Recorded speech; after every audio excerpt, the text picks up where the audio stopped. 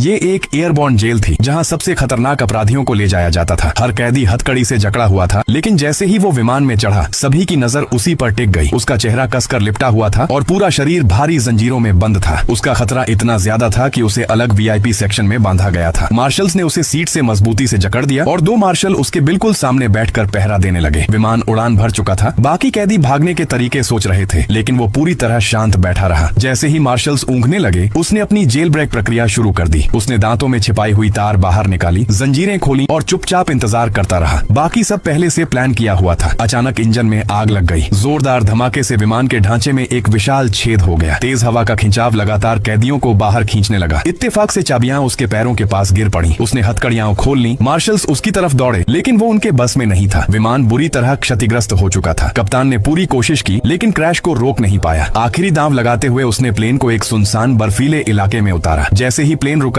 कैदी मार्शल्स और पायलटों पर हमला करने लगे। लेकिन एक कैदी जो भागने में सफल रहा, बाकी सबसे अलग, अजीब, शांत और दृढ़ दिखाई दे रहा था। शहर के शेरिफ को सूचना मिली कि पास में विमान गिरा है। शेरिफ फ्रैंक अपनी टीम के साथ हेलीकॉप्टर से मौके पर पहुंचा। वहां उन्हें कई मार्शल्स की लाशें मिली और खाली पड़ी हथकड़ियां। फ्रैंक तुरंत समझ गया कि ये सरकारी कैदी ट्रांसफर वाला विमान था। उसके मन में डर फैल गया। वहां एक भी जीवित कैदी नहीं दिख रहा था, मतलब बाकी कैदी पहले ही फरार हो चुके थे। फिर उसे एक सर्वाइवर दिखा, लेकिन उसे उठाने ही वाला था कि वो समझ गया ये जाल है। कैदियों ने पहले से घात लगाकर हमला करने की तैयारी कर रखी थी, ताकि वो फ्रैंक और उसकी टीम को मारकर हेलीकॉप्टर छीन सके। कैदी पागलों की तरह उन पर टूट पड़े। 3 पुलिस वाले इस हमले को झेल ही नहीं पाए। गोली बारूद जल्दी खत्म हो गया। फ्रैंक को कैदियों ने जमीन पर दबोच लिया। ठीक तभी एक बचा हुआ मार्शल बाहर आया और गोलियां चलाकर कैदियों को गिरा दिया। लेकिन उस मार्शल की आंखें बुरी तरह घायल थीं। उसे कुछ भी साफ दिखाई नहीं दे रहा था। फ्रैंक ने उसे उठाया और हेलीकॉप्टर की तरफ दौड़ा। कुछ देर बाद स्टेट पुलिस भी पहुंच गई। घायल अधिकारियों और मार्शल को वाहनों में डाल दिया गया। फ्रैंक ने सबको इकट्ठा करके आदेश देना शुरू किया। सबसे पहले घायलों को अस्पताल भेजो, फिर बाकी छूटे हुए कैदियों को पकड़ने की टीम भेजी जाए। फिर उसने उस जले हुए मार्शल से पूछताछ शुरू की। मार्शल ने बताया कि एक कैदी अपनी जंजीरों से छूट गया था और उसी ने विमान को बर्बाद किया। उसकी असली पहचान किसी को नहीं पता। वो हमेशा मास्क में रहता था और पूरी तरह बांधा हुआ था।